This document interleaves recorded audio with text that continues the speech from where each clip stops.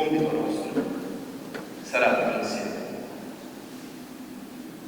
con fra di noi, laici, sacerdoti, diavoli, cercare di capire come riempire questo gesto, che è e resta sicuramente un gesto assurdo, riempirlo di senso.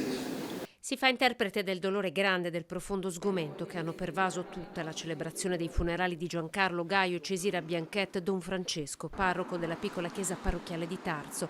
Giancarlo e Cesira, i coniugi trovati morti nella loro abitazione di Colmaggiore di Sopra la mattina del 26 settembre, uccisi da colpi d'arma da fuoco che lui ha rivolto verso di lei, la moglie, per poi togliersi la vita. E cosa ci sta insegnando il Signore attraverso questa situazione? Questo è quello che dovremmo capire insieme. Ricorda la morte dell'unica figlia dei coniugi Gaio, Don Francesco, e chiede misericordia per Giancarlo, già provato da una salute precaria. Che accolga anche loro che dopo la morte della figlia Dorotea hanno sentito la vita come un peso insopportabile e in un momento di smarrimento hanno deciso di togliersela e di toglierla alla propria compagna. Le due bare di legno bianco escono dalla chiesa una dopo l'altra, il cappello da bersagliere sopra quella di Giancarlo, un mazzo di rose gialle per Cesira. In prima fila, sorretto da alcuni amici, commosso il genero Graziano che li ha trovati senza vita. Attorno a lui questo pomeriggio si è stretta un'intera comunità. La chiesa parrocchiale di Tarso a fatica ha contenuto le tante persone arrivate.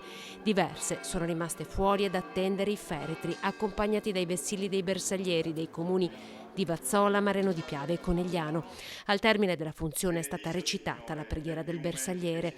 Anche il vescovo, Monsignor Corrado Pizziolo, ha mandato un messaggio alla comunità in una lettera letta ad alta voce. A noi che crediamo all'annuncio del Vangelo è sicuramente di grande consolazione sapere con certezza che il cuore di Dio nostro Padre è più grande di tutti i momenti di smarrimento, di oscurità e anche di errore che la nostra povera coscienza umana può attraversare. Un bacio sulle due bare, la mano posata con commozione e quel ciao, sussurrato piano. I bersaglieri hanno consegnato nelle mani del genero duramente provato dalla doppia tragedia il cappello da bersagliere di Giancarlo.